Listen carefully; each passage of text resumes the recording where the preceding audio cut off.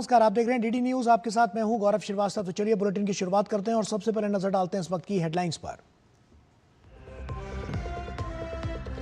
प्रधानमंत्री नरेंद्र मोदी ने नारी शक्ति वंदन सम्मेलन को किया संबोधित। कहा, 21वीं सदी के सबसे बड़े निर्णयों में से एक की दहलीज पर भारत। नारी शक्ति ने कड़ी मेहनत, साहस और आत्मविश्वास के बल पर नई ऊंचाइयों को छुआ।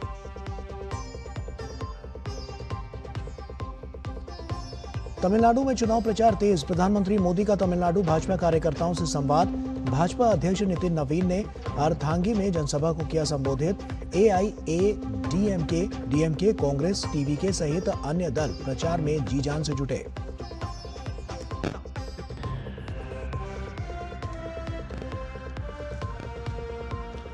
पश्चिम बंगाल में केंद्रीय गृह मंत्री अमित शाह ने चुनावी जनसभाओं को किया संबोधित। दुर्गापुर में किया रोड शो। कहा, देश से सभी घुसपैठियों को चुन चुनकर करेंगे बाहर। टीएमसी ने भी झोंकी ताकत।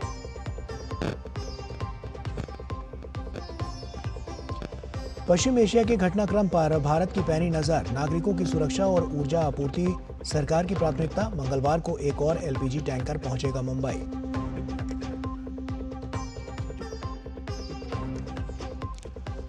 हॉर्मुज पर अमेरिकी नाकेबंदी के जवाब में ईरान ने पश्चिम एशिया के बंदरगाहों को दी धमकी। ईरान ने नाकेबंदी को बताया समुद्री डकैती। इजराइल ने किसी भी समय युद्ध विराम टूटने की दी चेतावनी।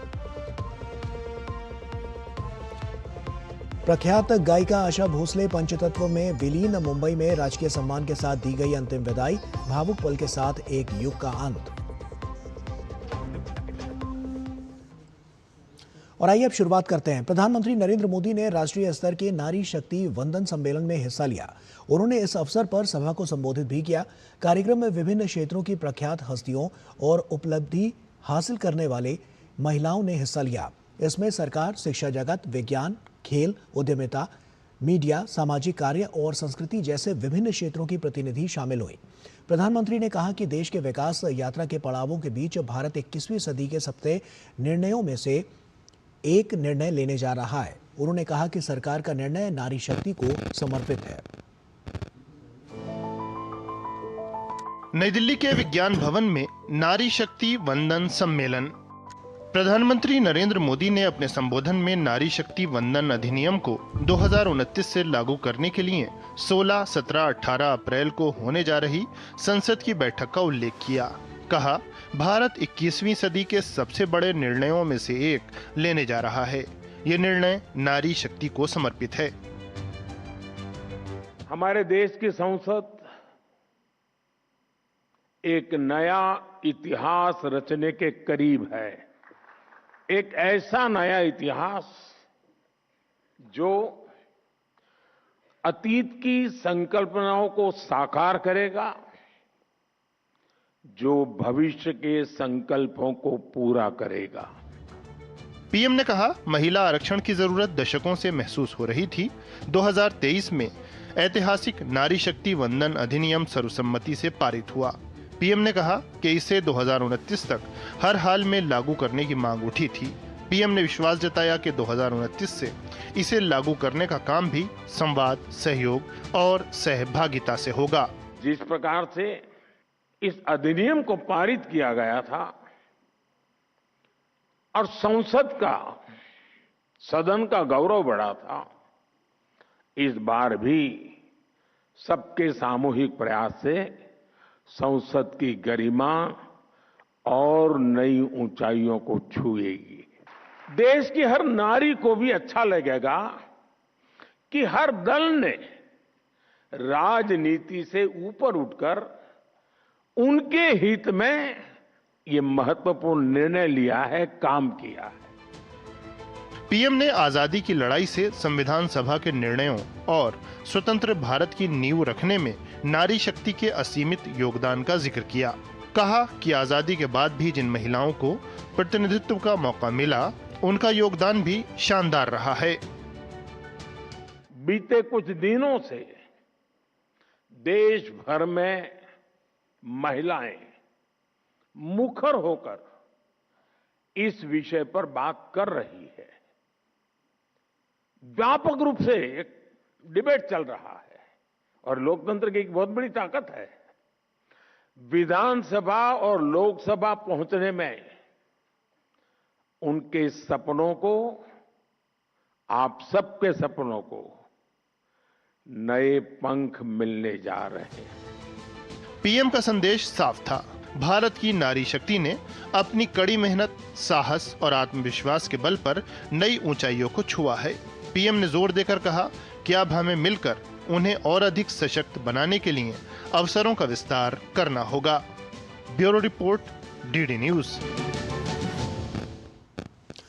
और दिल्ली की मुख्यमंत्री रेखा गुप्ता ने विज्ञान भवन में आयोजित नारी शक्ति वंदन सम्मेलन के मंच से प्रधानमंत्री नरेंद्र मोदी के विजन की जमकर सराहना की।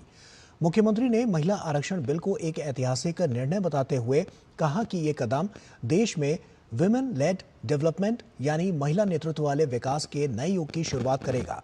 रेखा गुप्ता ने जोर देकर कहा कि संसद और विधानसभाओं में 33% आरक्षण मिलने से अब देश की नीतियों और महत्वपूर्ण निर्णयों में महिलाओं की सीधी भागीदारी सुनिश्चित होगी।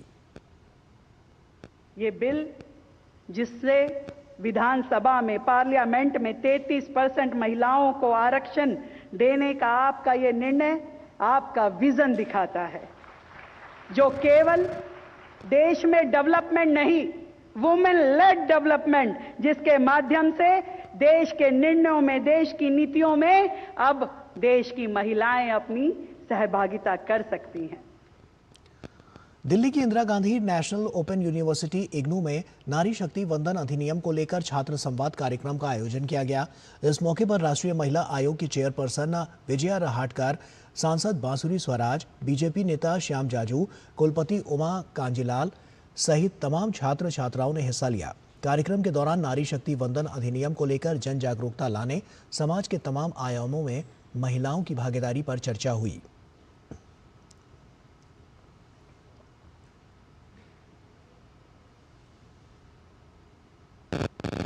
सौभाग्य की बात है कि आज सुबह ही भारत सरकार का हमारा WCD डिपार्टमेंट और नेशनल वुमेन कमीशन ने एक कार्यक्रम आयोजन किया था, जिसमें माननीय प्रधानमंत्री जी आए थे और उन्होंने इसके बारे में महिलाओं की जो भूमिका है, उनको आगे चलना है, इसके बारे में बहुत अच्छी बात करी है। और तुरंत उसके बाद आज इग्नू में अभी यहाँ पे कार्यक्रम हो गया है इस नारी शक्ति वंदन अधिनियम के बारे में जानने के लिए। मैं इग्नू की हमारी VC उनको बहुत बहुत धन्यवाद देना चाहती हूँ कि उन्होंने बहुत संवेदनाओं के साथ तुरंत इस विषय को हाथ में लिया। प्रधानमंत्री नरेंद्र मोदी आज दिल्ली के विज्ञान भवन में आयोजित नारी शक्ति वंदन सम्मेलन में शामिल हुए, जहां पीएम मोदी ने सम्मेलन को संबोधित किया। वहीं उनके संसदीय क्षेत्र वाराणसी के एक बालिका विद्यालय में ये व्यवस्था रही कि छात्राओं ने पूरे कार्यक्रम को लाइव देखा। इस बालिका विद्यालय का जायजा लिया हमारे सहयोगी हरिकेश बहादुर सिंह गौतम ने। आज जहां प्रधानमंत्री दिल्ली में महिला सशक्तिकरण के लिए संबोधित कर रहे थे महिलाओं को, वहीं ये छात्राएं अपने विद्यालय में इसको लाइव देख रही थी। ये व्यवस्था की यहाँ के प्राचार्य आनंद प्रभा सिंह जी ने। आनंद प्रभा जी, खास व्यवस्था आपने क्या सोचकर किया? ये व्यवस्था इसलिए की गई कि महिला सशक्तिकरण की दिशा में हमारे माननीय प्रधानमंत्री जी निरंतर कदम उठा रहे हैं, तो ये सशक्तिकरण प्रारंभ कहाँ से होगा? इन्हीं छात्राओं से होगा। इन्हें भी पता होना चाहिए कि इनके देश में क्या हो रहा है, और यह तो एक ऐसी घटना है जिससे इस पूरे देश का परिदृश्य चेंज हो जाने वाला है, पूरा परिवर्तन होना है। जब 33% महिलाएं संसद में होंगी तो उस दृश्य की कल्पना आप करें। और मैं तो ये मान के चलती हूँ कि ये विकसित भारत का पहला कदम है और सशक्त कदम है। यह आधारशिला बनेगा हमारे विकसित भारत का। आप क्या कहना चाहोगे जो आपने देखा? आज जो न्यू दिल्ली के विज्ञान भवन में जो सम्मेलन हुआ, उसमें मोदी जी ने पार्टिसिपेट करके मतलब सम्मिलित होकर हमें ये बता दिए कि वो कितने जागरूक है नारी सशक्तिकरण के लिए। उन्होंने आज तक जो भी किया उसमें नारियों का एक बड़ा हिस्सा शामिल था। उन्होंने ये बता दिया कि वो ऐसे प्रधानमंत्री हैं जो देश की नारियों को एक नई ऊर्जा और नई शक्ति देने का वादा देते हैं। इससे बहुत खुशी हो रही है मुझे कि 33% जो हमारी महिलाएं हैं वो विधानसभा में होंगी, तो हमारे देश की कितनी उन्नति होगी। जो छात्राएं हैं काफी जागरूक हैं और इन्हें पता है, इन्होंने देखा कि किस तरह से प्रधानमंत्री ने एड्रेस किया महिलाओं को सशक्तिकरण के लिए और ये वादा किया कि 33% आरक्षण 2029 का जो लोकसभा चुनाव होगा उस समय से लागू हो जाएगा। Doctor Rikesh Bahadur Singh Gautam, DD news, Nivedita शिक्षा सदन, वाराणसी। प्रधानमंत्री नरेंद्र मोदी ने आज तमिलनाडु में मेरा बूथ सबसे मजबूत कार्यक्रम के तहत डीएमके सरकार पर भ्रष्टाचार को व्यवस्था का हिस्सा बनाने का आरोप लगाया। उन्होंने बीजेपी के बूथ स्तरीय कार्यकर्ताओं के साथ बातचीत में पीएम ने कहा कि तमिलनाडु के लोग बदलाव की उम्मीद से भाजपा और एनडीए की ओर देख रहे हैं। पीएम मोदी ने डीएमके के कुशासन की आलोचना करते हुए कहा कि भ्रष्टाचार, कमीशन और रिश्वतखोरी ही उसकी पहचान बन चुकी है। प्रधानमंत्री ने भाजपा सरकार की योजनाओं का जिक्र करते हुए कहा कि भाजपा एनडीए के सत्ता में आने से राज्य में विकास का नया माहौल बनेगा। इसके साथ ही उन्होंने भाजपा कार्यकर्ताओं से डीएमके सरकार के भ्रष्टाचार को उजागर करने की अपील की। पीएम ने किसानों, महिलाओं और युवाओं के लिए सरकार की योजनाओं का भी उल्लेख किया और कहा कि एनडीए सरकार के सत्ता में आने के बाद तमिलनाडु में बदलाव होगा। तमिलनाडु में डीएमके ने करप्शन को सरकार का सिस्टम ही बना दिया है।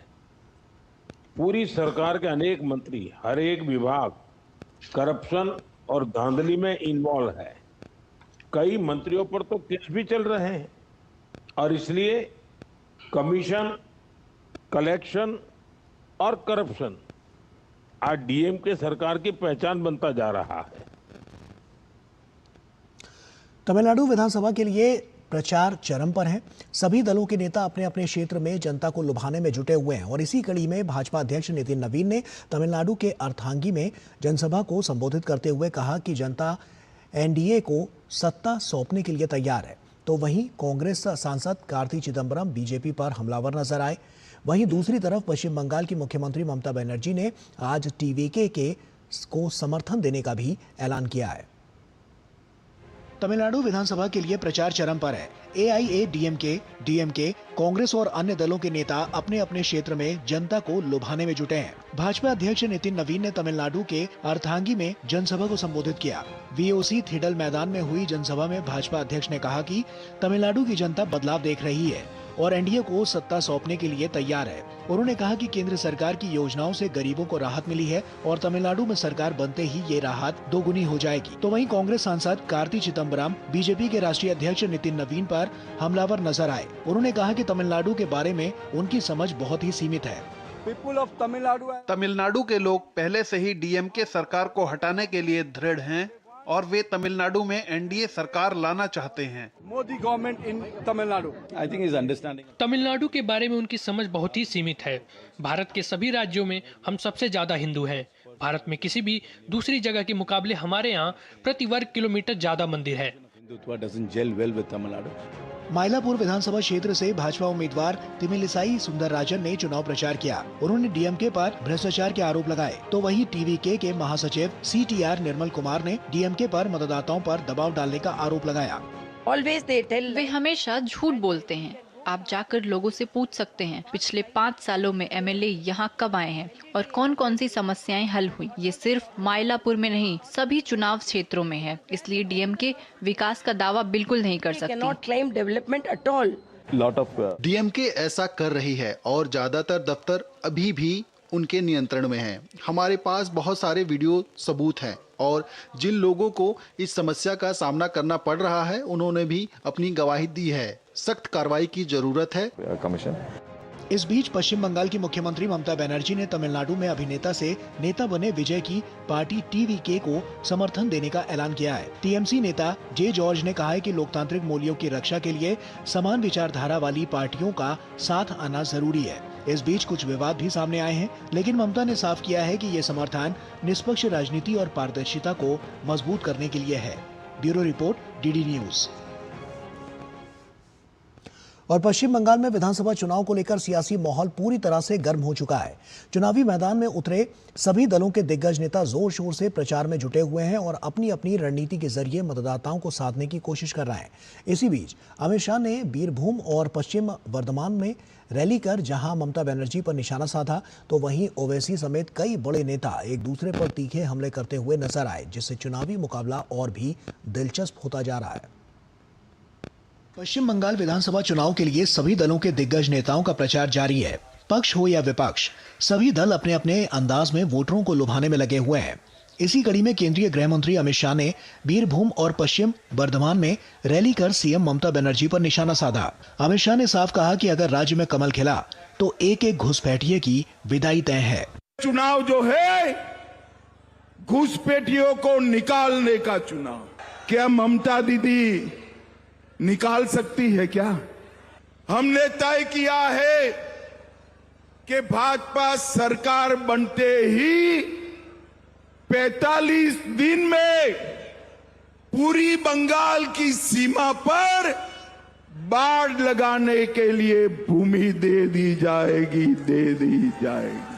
मुख्यमंत्री ममता बनर्जी ने बीजेपी पर राज्य के विभाजन का बड़ा आरोप मढ़कर सियासी पारा 7वें आसमान पर पहुंचा दिया। वहीं भाजपा नेता शुभेंदु अधिकारी ने पलटवार करते हुए कहा कि विकास के मोर्चे पर फेल दीदी अब सफेद झूठ का सहारा ले रही हैं। वहीं मुर्शिदाबाद में AIMIM अध्यक्ष असुद्दीन ओवैसी बीजेपी और ममता बनर्जी दोनों पर निशाना साधते नजर आए। हम बंगाल की धरती के लोग अपना सम्मान निभाएंगे, अपनी भूमि को दुष्ट शक्तियों और विभाजनकारी ताकतों से मुक्त करेंगे। मानवता का यही प्रेम हमारी शक्ति है। झूठा, उनका पास मुद्दा नहीं है, विकास का काम नहीं किया है, तुष्टीकरण, भ्रष्टाचार, बेरोजगारी, नारी सुरक्षा खत्म कर दिया है, इसलिए उनका पास मुद्दा नहीं है, इसलिए वो सब बोल रहा है। ममता बनर्जी को आपसे मोहब्बत नहीं है, ममता बनर्जी को तुम्हारी गरीबी से मोहब्बत नहीं है, ममता बनर्जी को नौजवानों को रोजगार से लगाने की मोहब्बत नहीं है, ममता बनर्जी को मुर्शिदाबाद और मालदा से मोहब्बत नहीं है, ममता बनर्जी को मोहब्बत है तो तुम्हारे सिर्फ वोट से। बीजेपी सांसद मनोज तिवारी ने काशीपुर बेलगाछिया विधानसभा क्षेत्र से बीजेपी उम्मीदवार रितेश तिवारी के समर्थन में एक चुनावी रैली की। सभी दलों के अपने अपने दावे हैं, लेकिन जनता किसकी बात पर विश्वास करती है ये तो 4 मई को परिणाम आने पर ही पता चलेगा। Bureau report, DD news. और वहीं पश्चिम बंगाल के पश्चिम बर्धमान जिले के दुर्गापुर में वरिष्ठ भाजपा नेता और केंद्रीय गृह मंत्री अमित शाह ने जोरदार रोड शो किया। इस दौरान बड़ी संख्या में समर्थक सड़कों पर उमड़े और जगह जगह उनका स्वागत किया गया। इस दौरान अमित शाह ने राज्य में सत्ताधारी TMC और मुख्यमंत्री ममता बनर्जी पर तीखा हमला बोला। उन्होंने दावा किया कि इस बार बंगाल की जनता बदलाव के लिए पूरी तरह से तैयार है और 5 मई को बीजेपी का मुख्यमंत्री शपथ लेगा। इस बार बंगाल की जनता निश्चित रूप से बंगाल में परिवर्तन करने जा रही है और 5 तारीख को भारतीय जनता पार्टी का मुख्यमंत्री यहाँ शपथ लेगा, वो सुनिश्चित। देखिए, हिंदू मुस्लिम का मसला नहीं है। ममता बनर्जी चुनाव आयोग पर तो आरोप लगाए तब तक मैं समझ रहा हूँ, मगर अब वो जुडिशियरी पर आरोप लगा रहे हैं क्योंकि पूरी SIR जुडिशियरी के तत्वाधान में चल रही है। बंगाल का भारतीय जनता पार्टी का पहला मुख्यमंत्री बंगाल में जन्मा हुआ, बंगाली स्पीकिंग, बंगाली मीडियम में पढ़ा लिखा व्यक्ति बंगाल का मुख्यमंत्री बना। और सुप्रीम कोर्ट ने चुनावों में मतदान केंद्रों पर फिंगरप्रिंट और आइरिस बायोमेट्रिक पहचान सिस्टम लागू करने की मांग वाली याचिका पर केंद्र सरकार, चुनाव आयोग और सभी राज्यों को नोटिस जारी किया है। याचिकाकर्ता अश्विनी उपाध्याय का कहना है कि इस सिस्टम को लागू करने से फर्जी वोटिंग, दोहरी वोटिंग और पहचान बदलकर वोट डालने वाले मामलों पर रोक लगाई जा सकती है। अब इस मामले में सरकार और चुनाव आयोग को कोर्ट में अपना जवाब दाखिल करना है। प्रधानमंत्री नरेंद्र मोदी 14 अप्रैल को उत्तराखंड और उत्तर प्रदेश के दौरा करेंगे और इस दौरान वे कई अहम कार्यक्रमों में हिस्सा लेंगे, जिनमें दिल्ली देहरादून आर्थिक गलियारे का उद्घाटन भी शामिल है।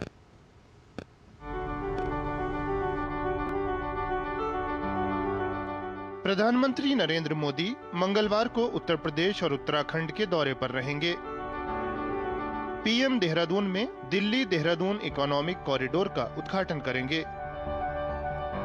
213 किलोमीटर लंबा और 6 लेन का ये कॉरिडोर 12,000 करोड़ रुपए से अधिक की लागत से तैयार किया गया है।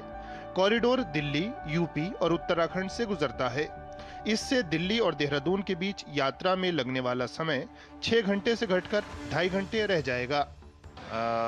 यहाँ के स्थानीय लोगों को, व्यापारियों को, हमारे उद्योग समूह के लोगों को, किसानों को और नागरिकों को होने वाला है वहीं जो हमारे राज्य के अंदर बड़ी संख्या में पर्यटक आते हैं, उन पर्यटकों को भी अन्य कार्यों के लिए जो लोग आते हैं हरिद्वार, देहरादून, आसपास के क्षेत्रों में ऋषिकेश, मसूरी, उन सभी को एक बड़ी सौगात मिलने वाली। दिल्ली देहरादून इकोनॉमिक कॉरिडोर में 10 इंटरचेंज, 3 रेलवे ओवरब्रिज और 4 मुख्य पुलों का निर्माण किया गया है। कॉरिडोर अत्याधुनिक परिवहन प्रबंधन तंत्र से भी लैस है। मोदी जी का मैं बहुत बहुत धन्यवाद करती हूँ कि उन्होंने हम 7 घंटे में 6 घंटे में हम अपना सफ़र तय करते थे, अब वो हमारे लिए मिनिमम 2.5 घंटे का सफ़र हो गया है। तो हम उनको बहुत बहुत धन्यवाद करते हैं मोदी जी का। फ़ायदा ही होने जा रहा है, क्योंकि आज का जैसे हम लोग पहले इतना टाइम लगता था, एक दिन पूरा ख़राब होता था, अब तो 2-2.5 घंटे में हम लोग दिल्ली जा सकते हैं, वो सेम डे वापस भी आ सकते हैं। और बाकी उन्होंने गरीबों के लिए इतनी सुविधाएं करी हैं। क्षेत्र की पारिस्थितिक संवेदनशीलता, समृद्ध जैव विविधता और वन्य जीवों को ध्यान में रखते हुए दिल्ली देहरादून इकोनॉमिक कॉरिडोर विशेष रूप से डिजाइन किया गया है। इनमें 12 किलोमीटर लंबे वन्य जीव एलिवेटेड कॉरिडोर का निर्माण शामिल है। ये एशिया के अपनी तरह के सबसे लंबे गलियारों में से एक है। यहाँ वन्य जीवों के लिए 8 पास और हाथियों के लिए 2 अंडरपास बनाए गए हैं। पीएम देहरादून के पास जय मां डाट काली मंदिर भी जाएंगे।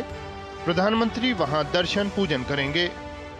प्रधानमंत्री जी के लिए हम विशेष उनकी दीर्घायु के लिए, आरोग्यता के लिए माँ जगतजननी जगदम्बे भवानी, त्रिशक्ति, महाकाली, महालक्ष्मी, महासरस्वती से प्रार्थना करेंगे कि उनका जीवन दीर्घायु हो, आरोग्यवान हो और जिस तरह से आज उन्होंने भारतवर्ष को बहुत ऊंचाई तक ले गए, इसी प्रकार से वो ऊंचाई तक भारतवर्ष को पहुंचाए।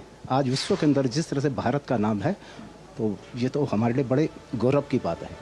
दिल्ली देहरादून इकोनॉमिक कॉरिडोर से यात्रा तो तेज और आरामदायक होगी ही, आर्थिक अवसरों के द्वार भी खुलेंगे। पर्यटन को बढ़ावा मिलने के साथ साथ इससे रोजगार के ढेरों नए अवसर भी पैदा होंगे।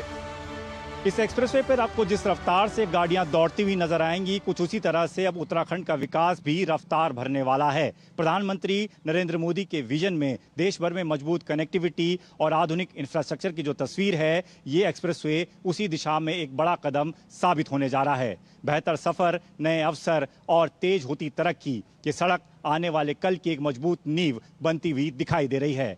कैमरामैन राहुल चोपड़ा के साथ दीपक सिंह रावत, डीडी न्यूज, देहरादून। प्रधानमंत्री नरेंद्र मोदी 14 अप्रैल को उत्तराखंड और उत्तर प्रदेश का दौरा करेंगे। पीएम मोदी ने सोशल मीडिया प्लेटफॉर्म एक्स पर इसकी सूचना देते हुए लिखा कि मैं कल 14 अप्रैल को उत्तर प्रदेश और उत्तराखंड में रहूंगा। ये अत्यंत हर्ष का विषय है कि देहरादून में आयोजित एक कार्यक्रम में दिल्ली देहरादून आर्थिक गलियारे का उद्घाटन किया जाएगा। ये गलियारा दिल्ली और देहरादून के बीच यात्रा के समय को काफ़ी कम कर देगा और दिल्ली एनसीआर, उत्तर प्रदेश तथा उत्तराखंड के लोगों को लाभ पहुंचाएगा। इस गलियारे की प्रमुख विशेषताओं में से एक इस बात पर विशेष जोर देना है कि मानव और वन्यजीवों के बीच कोई टकराव ना हो। यही कारण है कि यहाँ 12 किलोमीटर लंबा वन्यजीव एलिवेटेड कॉरिडोर बनाया गया है, जो एशिया के सबसे लंबे कॉरिडोरों में से एक है। और वहीं प्रधानमंत्री नरेंद्र मोदी ने हंगरी में हुए संसदीय चुनाव में पीटर माझियार की जीत पर बधाई देते हुए आपसी रिश्तों को मजबूत करने और नए कदम उठाने की बात की है। प्रधानमंत्री मोदी ने सोशल मीडिया प्लेटफॉर्म एक्स पर पोस्ट करते हुए लिखा कि मैं पीटर माझियार और तेजजा पार्टी को उनकी शानदार चुनावी जीत पर हार्दिक बधाई देता हूं। भारत और हंगरी के बीच गहरी ऐतिहासिक जड़ों, साझा मूल्यों और स्थायी पारस्परिक सम्मान पर आधारित मित्रता है। मैं हमारे संयुक्त प्रयासों की प्रतीक्षा कर रहा हूं, जिनके माध्यम से हम अपने द्विपक्षीय सहयोग को और मजबूत करेंगे और भारत यूरोपीय संघ रणनीतिक साझेदारी के अवसरों का लाभ उठाते हुए अपने लोगों की समृद्धि और कल्याण को बढ़ावा देंगे। राष्ट्रपति द्रौपदी मुर्मू 13 और 14 अप्रैल को गुजरात के दौरे पर हैं, जहां उनका विशेष ध्यान राजकोट पर केंद्रित है। इस दौरान उन्होंने एम्स राजकोट के प्रथम दीक्षांत समारोह में भाग लिया। उनके इस दौरे में राज्य भर में आयोजित विभिन्न शैक्षणिक और सांस्कृतिक कार्यक्रम भी शामिल हैं। इस अवसर पर राष्ट्रपति ने कहा कि देश के विभिन्न क्षेत्रों में कम खर्च पर विश्व स्तरीय तृतीयक स्वास्थ्य सेवाएं उपलब्ध कराने के उद्देश्य से अनेक एम्स स्थापित किए जा रहे हैं। उन्होंने बताया कि इनोवेटिव रिसर्च और पेशेंट केयर के माध्यम से स्वास्थ्य सेवाओं को सशक्त बनाने में एम्स की प्रतिबद्धता अत्यंत सराहनीय है। देश के विभिन्न क्षेत्रों में कम खर्च पर विश्व स्तरीय टर्सरी हेल्थ केयर उपलब्ध कराने के लिए अनेक एम्स स्थापित किए गए। इनोवेटिव रिसर्च और पेशेंट केयर के माध्यम से स्वास्थ्य सेवा को आगे बढ़ाने में एम्स की प्रतिबद्धता सराहनीय है। गुणवत्तापूर्ण चिकित्सा, शिक्षा, शोध और नवाचार, जनस्वास्थ्य पहल और राष्ट्रीय स्वास्थ्य नीतियों के निर्माण में भी एम्स संस्थानों की महत्वपूर्ण भूमिका है। ये बहुत ही प्रसन्नता का विषय है कि एम्स के विद्यार्थी न केवल भारत में बल्कि विदेशों में भी विभिन्न शीर्ष अस्पतालों और मेडिकल कॉलेज के नेतृत्व प्रदान कर रहे हैं। पश्चिम एशिया में बढ़ते तनाव के बीच भारत सरकार ने स्थिति पर बड़ा अपडेट दिया है। सरकार ने साफ किया है कि भारतीय नागरिकों की सुरक्षा, ऊर्जा आपूर्ति और समुद्री रास्तों की स्वतंत्रता उसकी प्राथमिकता है। नई दिल्ली में आयोजित अंतर मंत्रालय प्रेस वार्ता में विदेश मंत्रालय ने कहा कि भारत पश्चिम एशिया के घटनाक्रम पर लगातार नजर बनाए हुए है। अमेरिका और ईरान द्वारा स्ट्रेट ऑफ हॉर्मुज और उसके आसपास लगाए जा रहे ब्लॉकेड के बीच विदेश मंत्रालय के प्रवक्ता रणधीर जायसवाल ने कहा कि मौजूदा हालात का समाधान केवल संवाद और कूटनीति से ही संभव है। पश्चिम एशिया में चल रहे गतिविधियों पर हम अपनी नजर रखे हुए हैं। जैसा कि हम लोगों ने पहले कहा है, उसको मैं फिर दोहराना चाहता हूँ कि संवाद, कूटनीति और डी एस्केलेशन के माध्यम से ही वहाँ पर चल रहे संघर्ष को जल्द से जल्द शांति के रुख, शांति की तरफ मोड़ा जा सकता है। विदेश मंत्रालय में खाड़ी मामले पर अतिरिक्त सचिव असीम महाजन ने बताया कि सरकार खाड़ी देशों में रह रहे भारतीयों की सुरक्षा को लेकर लगातार स्थानीय सरकारों और समुदायों के साथ संपर्क बनाए हुए है। उन्होंने बताया कि यूएई, सऊदी अरब और कतर से भारत के लिए उड़ानें जारी हैं, जबकि बहरीन ने सीमित उड़ानों की घोषणा की है। असीम महाजन ने बताया कि इजराइल का हाईवे क्षेत्र भी आंशिक रूप से खुला है। Flights continue to operate from the region to India from countries where airspace is open. Since February 28th, around 927,000 passengers have travelled from the region to India. इसी बीच विदेश मंत्री एस जयशंकर की यूएई यात्रा के दौरान उन्होंने यूएई के राष्ट्रपति और दुबई के क्राउन प्रिंस से मुलाकात की और भारतीय समुदाय की सुरक्षा और क्षेत्रीय हालात पर चर्चा की।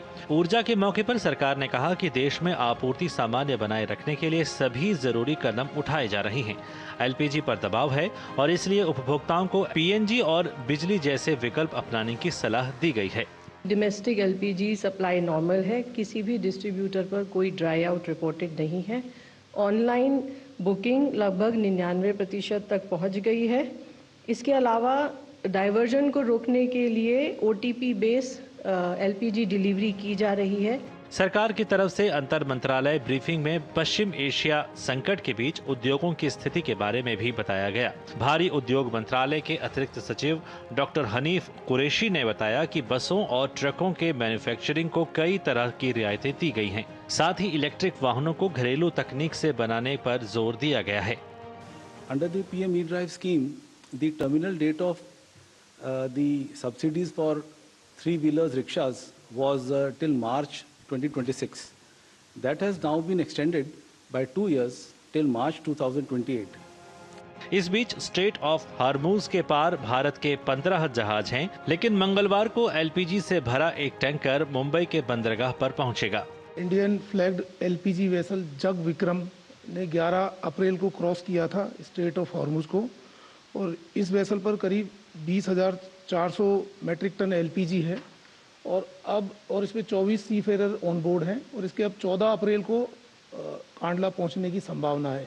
सरकार ने साफ किया है कि भारतीय नागरिकों की सुरक्षा, ऊर्जा आपूर्ति और समुद्री रास्तों की स्वतंत्रता उसकी प्राथमिकता है, लेकिन साथ साथ घरेलू स्तर पर भी पेट्रोलियम पदार्थों के उत्पादन को मजबूत बनाया जा रहा है। इसके अलावा एलपीजी सिलेंडरों की कालाबाजारी करने वालों के खिलाफ भी सख्ती बढ़ाई जा रही है और राज्य सरकारों की मदद से कई जगहों पर छापे भी मारे गए हैं। अखिलेश सुमन की रिपोर्ट, डीडी न्यूज।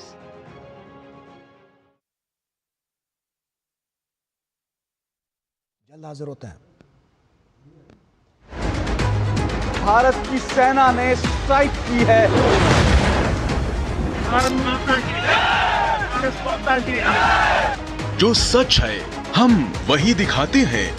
किस तरह की चुनौतियां हमारी रेस्क्यू टीम को आ रही हैं। शोर सनसनी नहीं, भरोसा जगाते हैं। एजेंडे की दौड़, ब्रेकिंग की होड़ यहाँ नहीं होती, होती है तो बस देश की बात। गांव, गरीब, किसान, युवा के साथ नारी शक्ति की, भारत के हर कोने की आवाज, दुनिया में देश के परचम की बात, देश की धड़कन, भरोसा देश का। डीडी न्यूज, भरोसा सच का।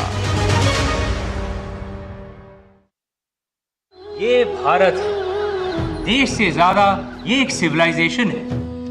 यहाँ समय के साथ साथ बहुत कुछ बदला, लेकिन इसकी आत्मा कभी नहीं। वेद से विज्ञान तक, धर्म से डेमोक्रेसी तक, हर युग में भारत ने दुनिया को कुछ नया दिया है। और हर युग में एक सवाल उठा है कि भारत इतना प्राचीन होते हुए भी इतना नया कैसे है। 3, 2, 1। ये है कहानी भारत की, जहां हर कल आज से जुड़ा है। Discovering the unbroken story of a timeless civilization.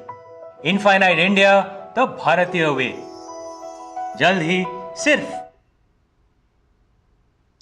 Break के बाद एक बार फिर से आप सभी का स्वागत है। विदेश मंत्री डॉक्टर एस जयशंकर ने आज दिल्ली में यूरोपीय संसद के सदस्य और ईपीपी के प्रेसिडेंट मैनफ्रेड वेबर से मुलाकात की। दोनों नेताओं ने भारत यूरोपीय संघ संबंधों में सकारात्मक गति बनाए रखने पर विस्तार से चर्चा की।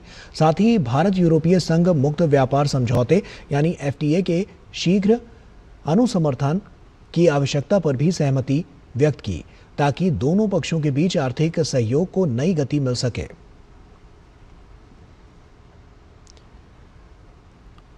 विदेश सचिव विक्रम मिस्री ने फ्रांस के यूरोप और विदेश मामलों के मंत्री जीन नोएल बैरोट से मुलाकात की। दोनों नेताओं के बीच द्विपक्षीय सहयोग के प्रमुख क्षेत्रों और पश्चिम एशिया की स्थिति सहित मौजूदा वैश्विक चुनौतियों पर विस्तृत चर्चा हुई। बैठक को भारत और फ्रांस के बीच संबंधों को और मजबूत करने की दिशा में एक महत्वपूर्ण कदम माना जा रहा है। गौरतलब है कि विदेश सचिव विक्रम मिस्री रविवार से 3 दिवसीय फ्रांस और जर्मनी के दौरे पर हैं। बिहार में नए मुख्यमंत्री को लेकर राजनीतिक गतिविधियां तेज हो गई हैं। विधायक दल के नेता के चुनाव के लिए भाजपा विधायक दल की बैठक मंगलवार को बुलाई गई है। इस बैठक में केंद्रीय पर्यवेक्षक के रूप में केंद्रीय मंत्री शिवराज सिंह चौहान भी मौजूद रहेंगे। इसके बाद बिहार विधानसभा के सेंट्रल हॉल में शाम 4 बजे एनडीए विधायक दल की बैठक होगी, जिसमें नए नेता का चुनाव किया जाएगा। भारतीय जनता पार्टी प्रदेश कार्यालय में भारतीय जनता पार्टी के विधानमंडल दल की बैठक बुलाई गई है और हमारे विधानमंडल दल के नए नेता का यहाँ निर्वाचन होगा। केंद्रीय नेतृत्व ने हमारे भारतीय जनता पार्टी के वरिष्ठ नेता और केंद्रीय मंत्री शिवराज सिंह चौहान जी को पर्यवेक्षक के रूप में नियुक्त किया है। तो उस बैठक में आदरणीय शिवराज सिंह चौहान जी भी रहेंगे और नेता का निर्वाचन होगा। तत्पश्चात 4 बजे बिहार विधानसभा के सेंट्रल हॉल में एनडीए की भी विधानमंडल दल की बैठक बुलाई गई है। और इस मौके पर पटना में बीजेपी दफ्तर को रोशनी से सजाया जा रहा है। साथ ही भाजपा कार्यकर्ताओं में भी खासा उत्साह है। बीजेपी की मुख्यमंत्री होगा, लेकिन सरकार गठबंधन का ही रहेगा, एनडीए का ही रहेगा और एनडीए के ही नेतृत्व में जो है बिहार विकास करेगा और बिहार को और आगे बढ़ाने में एनडीए का ही सहयोग रहेगा। तो बहुत खुशी की बात है कि पहली बार भारतीय जनता पार्टी का सीएम बिहार में बनने जा रहा है। कार्यकर्ताओं में खुशी की लहर है और निश्चित तौर पर जिस प्रकार नरेंद्र मोदी जी का मिशन था, वो मिशन बिहार और तेजी से पूरा करेगा और बिहार विकसित होगा। मैं नीतीश कुमार जी को बधाई दूंगा कि संघर्ष का फल भारतीय जनता पार्टी को एक चीफ मिनिस्टर के रूप में दे रहा है। इसका सारा श्रेय हम नीतीश कुमार जी को भी देना चाहेंगे। चूंकि त्याग और तपस्या बिहार के लिए जो बलिदान दिया और इतनी बड़ी उपलब्धि करके बिहार को आगे बढ़ाया, और वो नहीं चाहते कि बिहार मेरा पीछे जाए। इसलिए भारतीय जनता पार्टी के जो हमारे मुख्यमंत्री आज बनने जा रहे हैं, उनका बहुत बड़ा श्रेय है। भारतीय जनता पार्टी में इतनी खुशी है, इससे ज्यादा क्या होगा। और वहीं भारत वैश्विक फार्मा क्षेत्र में अपनी मजबूत स्थिति को और अधिक सशक्त बनाते हुए अब नवाचार आधारित नेतृत्व की दिशा में कदम बढ़ा रहा है। जहां एक ओर भारत दुनिया की 25% दवाओं और 75% वैक्सीन की आपूर्ति करता है, वहीं अब बायोलॉजिकल दवाओं के क्षेत्र में नई संभावनाओं पर विशेष ध्यान दिया जा रहा है। 9वें इंडिया फार्मा कॉन्फ्रेंस में केंद्रीय उर्वरक एवं रसायन राज्य मंत्री अनुप्रिया पटेल ने घोषणा की है कि सरकार ने बायोफार्मा शक्ति मिशन के तहत 10,000 करोड़ रुपए का निवेश करने का निर्णय लिया है। इस योजना का उद्देश्य कुशल वैज्ञानिक कार्यबल तैयार करना, क्लिनिकल ट्रायल साइट्स को सशक्त बनाना और AI आधारित दवा विकास को प्रोत्साहित करना है, ताकि भारत दवा शोध और विकास के क्षेत्र में वैश्विक अग्रणी बन सके। हमारे बजट में बायोफार्मा शक्ति मिशन की घोषणा की गई। सरकार ने 10,000 करोड़ का ये प्रयास इसलिए किया है कि आज भारत एक लंबे समय से दुनिया की फार्मेसी बना हुआ है, लेकिन अब जैसे जैसे स्वास्थ्य संबंधी आवश्यकताएं पूरी दुनिया में बदल रही हैं, तो बायोसिमिलर्स और बायोलॉजिक्स का जो एक नया क्षेत्र है, उसमें हमारी इंडियन फार्मास्यूटिकल सेक्टर का ज़्यादा हस्तक्षेप हो सके, और इसके लिए इस मिशन के तहत ज़्यादा रिसर्च और डेवलपमेंट का भी सपोर्ट है, और इसमें जो आर्टिफिशियल इंटेलिजेंस का ड्रग डिस्कवरी में यूज़ है, उसको भी बढ़ावा दिया जा रहा है। और वहीं भारत मौसम विज्ञान विभाग ने देश भर में इस साल दक्षिण पश्चिम मानसून में सामान्य से कम वर्षा होने का अनुमान लगाया है। पूर्वोत्तर, उत्तर पश्चिम और दक्षिण प्रायद्वीप भारत के कुछ क्षेत्रों में जहां सामान्य या सामान्य से अधिक वर्षा होने की उम्मीद जताई गई है, वहीं देश के कई हिस्सों में सामान्य से नीचे मानसूनी वर्षा होने की सबसे अधिक संभावना भी है। पृथ्वी विज्ञान मंत्रालय के सचिव डॉक्टर M रविचंद्रन से बात की हमारे संवाददाता चंद्रशेखर ने। देखिए। पृथ्वी विज्ञान मंत्रालय के सचिव इस वक्त हमारे साथ मौजूद है। सर, इस बार मानसून को लेकर के क्या खबर है? एवरेज मानसून अभी 4 महीना का एवरेज रेनफॉल अभी 92% of long period average, 90% of long period मतलब 87 सेंटीमीटर नॉर्मल है। अभी 80 सेंटीमीटर होगा दिस ईयर एवरेज करके। Some area most of India में बिलो नॉर्मल होगा, एक्सेप्ट नॉर्थ ईस्ट और कश्मीर एरिया में थोड़ा ज़्यादा होगा। Otherwise as of now it is a below normal, but first 2 months may be most probably it is normal, but second half अगस्त सितंबर below normal. El Nino का कितना प्रभाव इस वक्त आप देख रहे हैं? एल नीनो जुलाई में पीक होगा, एज ऑफ नाउ सब मॉडल बोलता है जुलाई में पीक होगा। If El Nino occur July in Pacific, हमारा 1 महीना डिले होगा मानसून का। डिले मतलब रिस्पॉन्स टाइम 1 month डिले होगा, सो अगस्त से अफेक्ट होगा। और किसानों को लेकर के क्या खबर है सर? किसान क्या सोचे इस बारे में? किसान का as of now no need to worry about. जून जुलाई देयर इज़ नो प्रॉब्लम। अभी उनका बाद में उसके बाद में वो एल नीनो हाउ डेवलप होगा, उसमें बाद में कैसा सिचुएशन चेंज कर रहा है वो मालूम होगा। नेक्स्ट फोरकास्ट में बेटर क्लैरिटी आएगा मई में। तो सर, जो मई में जो सेकंड फोरकास्ट आने वाला है, तो क्या इसमें कुछ चेंजेस देखने को मिलते हैं या फिर वो उसका एड ऑन होता है? नहीं, थोड़ा चेंज होगा definitely, and depends on how others are evolution is happening. वो El Nino fast developing, slow developing होगा, accordingly we will change the forecast, but it will not go beyond some limit. Thank you sir. तो जैसे कि आपने देखा कि जो monsoon है वो सामान्य से नीचे ज़रूर रहने वाला है, लेकिन इसमें किसानों को किसी प्रकार से कोई चिंता की आवश्यकता नहीं है। कैमरामैन मनोज के साथ चंद्रशेखर, DD न्यूज़, दिल्ली। राष्ट्रीय कैडेट कोर यानी NCC ने राष्ट्रीय इलेक्ट्रॉनिक्स और सूचना प्रौद्योगिकी संस्थान यानी NIELIT के सहयोग से कैडेटों को साइबर जागरूकता, डिजिटल स्वच्छता और व्यवहारिक साइबर सुरक्षा कौशल में संरचित प्रशिक्षण प्रदान करने के लिए व्यापक साइबर सुरक्षा क्षमता निर्माण कार्यक्रम शुरू किया है। NCC के महानिदेशक लेफ्टिनेंट जनरल वीरेंद्र वत्स और NIELIT के महानिदेशक डॉक्टर मदन मोहन त्रिपाठी की उपस्थिति में NCC और NIELIT के बीच एक समझौता ज्ञापन पर हस्ताक्षर किए गए हैं।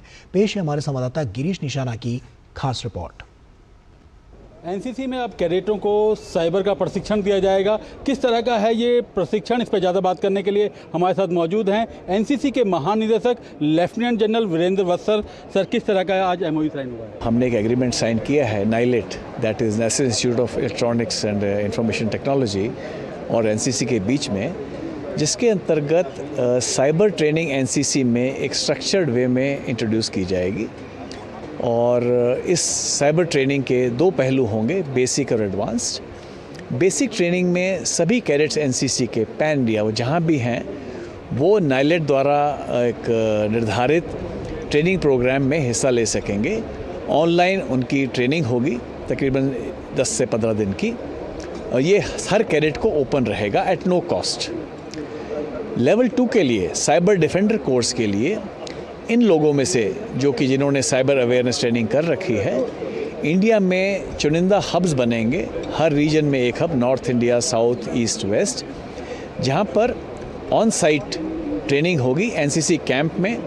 इंफ्रास्ट्रक्चर एनसीसी द्वारा प्रोवाइड किया जाएगा और इंस्ट्रक्टर्स और मेथडोलॉजी नाइलेट द्वारा दी जाएगी ऑन साइट। हमारे साथ मौजूद हैं राष्ट्रीय इलेक्ट्रॉनिक और सूचना प्रौद्योगिकी संस्थान के महानिदेशक doctor Madan Mohan Tripathi. Cyber security एक ऐसी चीज़ है जो 2 धारी तलवार है, तो उसकी नॉलेज अगर किसी को है तो उसको सही तरीके से भी यूज़ कर सकता है और गलत तरीके से भी यूज़ कर सकता है। तो एनसीसी कैडेट्स के बारे अगर वो नॉलेज है तो ये हम बहुत सेफ़ हैं, क्योंकि बहुत ही डिसिप्लिन्ड हैं, देश के प्रति उनकी लगाव है। तो जब वो साइबर सिक्योरिटी ट्रेंड होंगे तो वो जो भी काम करेंगे वो देश के हित में करेंगे। कुछ कैडेट हमारे साथ हैं, बात करते हैं। As a cadet as a student भी हमारे लिए बहुत अपॉर्चुनिटी की बात है, हमें स्ट्रक्चरल ट्रेनिंग मिलेगी।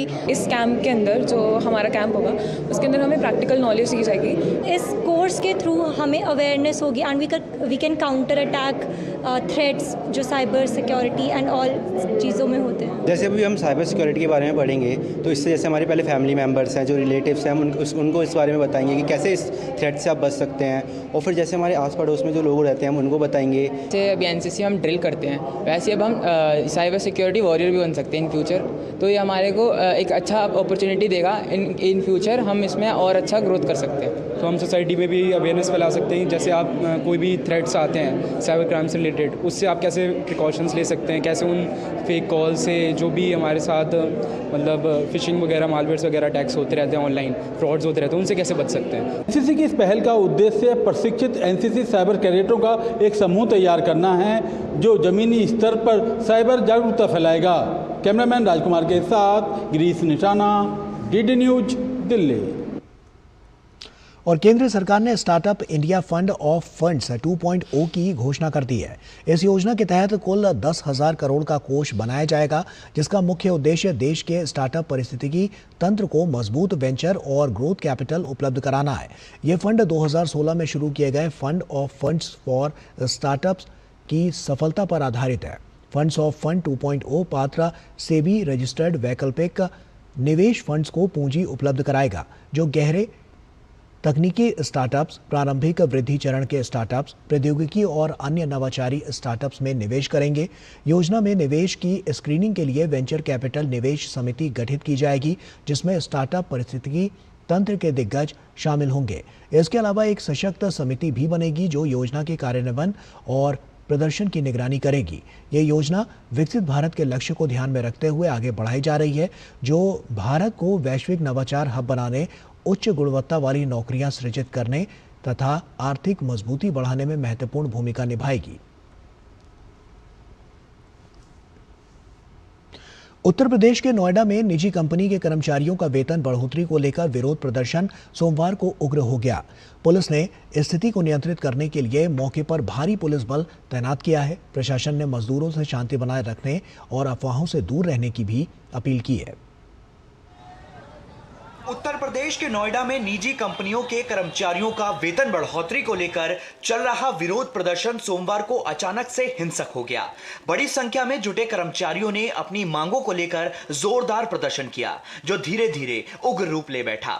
इस दौरान प्रदर्शनकारियों ने कई वाहनों और कंपनी की संपत्ति को नुकसान पहुंचाया और कथित रूप से पत्थरबाजी भी की। कर्मचारी हैं, उन्होंने तोड़फोड़ की है। मैं आपको ये तस्वीर दिखाना चाहूँगा। ये कंपनी है, एक शेयर मार्केट में ये कंपनी डील करती है। इसका जो पूरा गेट है पूरी तरीके से तोड़ दिया गया है, गार्ड रूम है, और इसके अलावा कंपनी के जो अंदर एंट्रेंस होती है उसका भी दरवाज़ा पूरी तरीके से तोड़ दिया गया है। यहाँ पर जो लोग हैं वो बता रहे हैं कि हज़ारों की संख्या में जो कर्मचारी हैं इनकी कंपनी के अंदर घुस गए, हालांकि इन लोगों ने कंट्रोल कर लिया। प्रदर्शन कर रहे कर्मचारियों ने बताया कि उन्हें बेहद कम वेतन पर लंबे समय तक काम करने के लिए मजबूर किया जा रहा है। सर, हम फैक्ट्री में इसलिए आए हैं कि हमारे अभी तक 1 तारीख से मतलब सैलरी बढ़ी, अभी तक हमारी कोई HR डिपार्टमेंट अभी तक एक्शन नहीं लिया है। यही हमको प्रार्थना है, हमारी जो आप लोगों ने जब से बढ़ाए हैं वो कम से कम हमारी मिलनी चाहिए, मांगे पूरी करनी चाहिए। आपसे बहुत बहुत रिक्वेस्ट है। स्थिति को नियंत्रित करने के लिए मौके पर भारी पुलिस बल तैनात किया गया। डीजीपी राजीव कृष्ण ने श्रमिकों के विरोध प्रदर्शन के दौरान हिंसा भड़काने वाले तत्वों की पहचान करने और उनके खिलाफ सख्त कानूनी कार्रवाई करने की बात कही है। गौरतलब है कि रविवार को जिला प्रशासन ने मजदूरों और कंपनी प्रतिनिधियों के साथ बैठक की थी और उनकी मांगों पर विचार करने का भरोसा दिया था। जिलाधिकारी मेघा रूपम ने बताया कि मजदूरों की समस्याओं को दूर करने के लिए कुछ नए निर्देश जारी किए गए हैं। इसमें ओवरटाइम के लिए डबल सैलरी देना, हर हफ्ते 1 दिन की छुट्टी सुनिश्चित करना और अगर छुट्टी के दिन काम कराया जाए तो उसका भुगतान करना शामिल है। इसके अलावा सभी कंपनियों को हर महीने की 10 तारीख तक वेतन देना अनिवार्य किया गया है। बोनस का भुगतान नियमों के अनुसार करना होगा और सैलरी सीधे बैंक खाते में डालनी होगी। प्रशासन ने यह भी बताया कि कर्मचारियों को सैलरी स्लिप देना जरूरी होगा और बिना वजह किसी तरह की कटौती नहीं की जा सकेगी। अगर कोई कंपनी नियमों का उल्लंघन करती है तो उसके खिलाफ सख्त कार्रवाई की जाएगी। अच्छा मानदेय, अच्छा भुगतान और उसमें कोई कटौती ना हो, यह भी सुनिश्चित करने के लिए कहा गया है। तो औद्योगिक अशांति पैदा करने वालों से उससे सावधान रहिए, उनको सफल मत होने दीजिए। प्रशासन ने मजदूरों से अपील की है कि वे शांति बनाए रखें, अफवाहों से दूर रहें और कानून व्यवस्था बनाए रखने में सहयोग करें। फिलहाल नोएडा में स्थिति सामान्य बनी हुई है। फिलहाल पुलिस का ये साफ तौर पर कहना है कि जो उपद्रवी हैं उनकी पहचान की जा रही है और पुलिस इस पूरे मामले में FIR दर्ज करके उन उपद्रवियों की भी गिरफ्तारी करेगी। लेकिन फिलहाल नोएडा में अलग अलग जगह में जो उग्र प्रदर्शन हुआ था उसको पुलिस ने कंट्रोल कर लिया है और फिलहाल शांति बनी हुई है। कैमरामैन संदीप के साथ देवांशु मल्होत्रा, दूरदर्शन समाचार, नोएडा। 6 दशक से ज्यादा वक्त तक अपनी गायकी से भारतीयों के दिल पर राज करने वाली गायिका आशा भोसले पंचतत्व में विलीन हो गई। मुंबई के शिवाजी पार्क का क्रिमेशन ग्राउंड में उन्हें राजकीय सम्मान के साथ विदाई दी गई। इस दौरान बॉलीवुड के तमाम दिग्गज भी मौजूद रहे। उनके घर से क्रिमेशन ग्राउंड तक की यात्रा में भी हजारों फैंस मौजूद रहे। इससे पहले उनका पार्थिव शरीर उनके मुंबई निवास कासा ग्रैंड में लोगों के अंतिम दर्शन के लिए रखा गया। पद्म विभूषण से सम्मानित आशा भोसले का 92 साल की उम्र में मुंबई के ब्रीच कैंडी अस्पताल में रविवार को निधन हो गया था। आशाताई के नाम से मशहूर गायिका ने हिंदी सिनेमा के साथ ही हिंदी म्यूजिक एल्बम से भी भारतीयों के दिलों पर राज किया। उन्होंने बांग्ला, तमिल समेत कई भाषाओं में अपने सुरों का जादू बिखेरा। आशाताई के निधन से भारतीय संगीत का एक युग मौन हो गया। और वहीं केरल में पुलिस ने कन्नूर मेडिकल कॉलेज के कैंपस में छात्र नितिन राज की मौत के मामले में कॉलेज के 2 फैकल्टी सदस्यों के खिलाफ केस दर्ज किया है। आरोपियों की पहचान डॉक्टर M.K. राम और KT संगीता नाबियार के रूप में हुई है। आरोपियों पर अनुसूचित जाति और अनुसूचित जनजाति अधिनियम की धारा 3(1) के तहत आरोप लगाए गए हैं। इस मामले में नितिन राज के फोन कॉल डेटा रिकॉर्ड के विश्लेषण के बाद एक मोबाइल ऐप के जरिए लोन लेने की जानकारी सामने आई है। इससे पहले नितिन राज, जो तिरुवनंतपुरम का निवासी था और BDS फर्स्ट ईयर का छात्र था, 10 अप्रैल को कन्नूर डेंटल कॉलेज के मेडिकल ब्लॉक से गिरकर गंभीर रूप से घायल हो गया। इलाज के दौरान उसकी मौत हो गई। नितिन के परिवार ने कॉलेज प्रशासन पर आरोप लगाया कि उसे जातिवाद, रंग और जातीय पहचान के कारण मानसिक प्रताड़ना का सामना करना पड़ रहा था। इस घटना के बाद कॉलेज प्रशासन ने एक आंतरिक जांच शुरू की है और दोषी पाए गए 2 शिक्षकों को निलंबित कर दिया है। इनमें से एक डेंटल एटॉमी विभाग के प्रमुख M.K. राम और दूसरे सहायक प्रोफेसर KT संगीता नाबियार थे। हालांकि कॉलेज ने अपनी जांच प्रक्रिया शुरू कर दी है। इस मामले में एबीवीपी और केएसयू जैसे छात्र संगठनों ने कॉलेज के बाहर प्रदर्शन किया और कॉलेज के तीनों फैकल्टी सदस्यों की गिरफ्तारी की मांग की।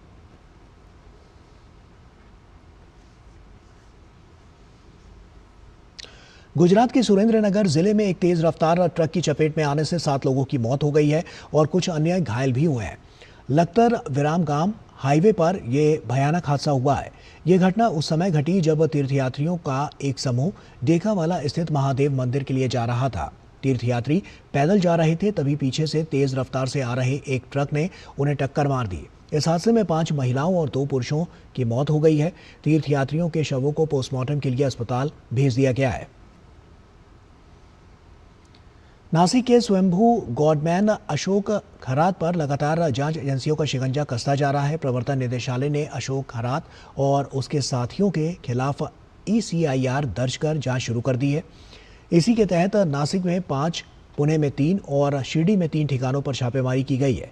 इन छापों के दौरान दस्तावेज, डिजिटल सबूत और संपत्ति से जुड़े अहम कागजात खंगाले जा रहे हैं।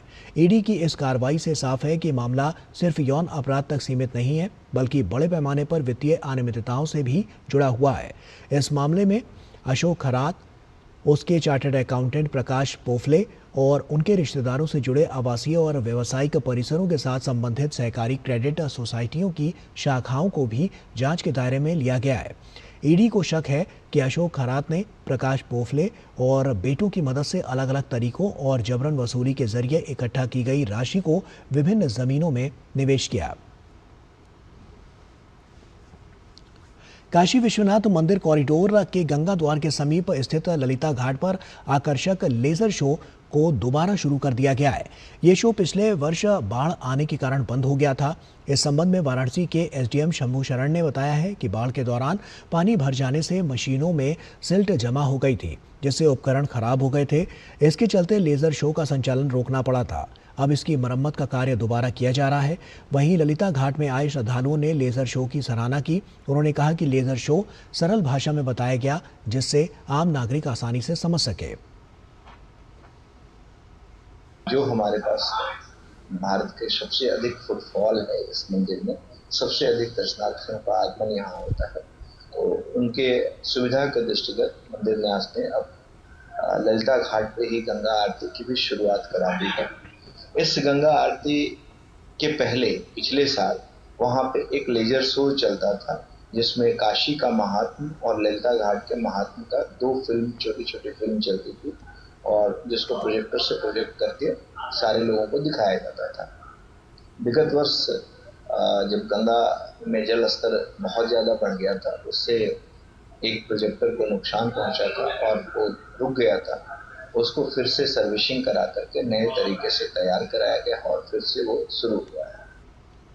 बहुत अच्छा था, बहुत अच्छा लगा। हमने यहाँ की हिस्ट्री के बारे में जाना, बहुत अच्छा था। भव्य था और फर्स्ट टाइम एक्सपीरियंस वंडरफुल। ये चीज़ तो अनोखा है और ये चीज़ पूरा बनारस का जो इतिहास है या ललिता घाट का जो इतिहास है वो सामने आ जाता है और इतना क्या बोलते हैं उसको, इतना परिष्कार भाषा में बताया है कि वो साधारण आदमी भी समझ जाएगा। और इसी के साथ फिलहाल इतना ही। दीजिए इजाजत, नमस्कार।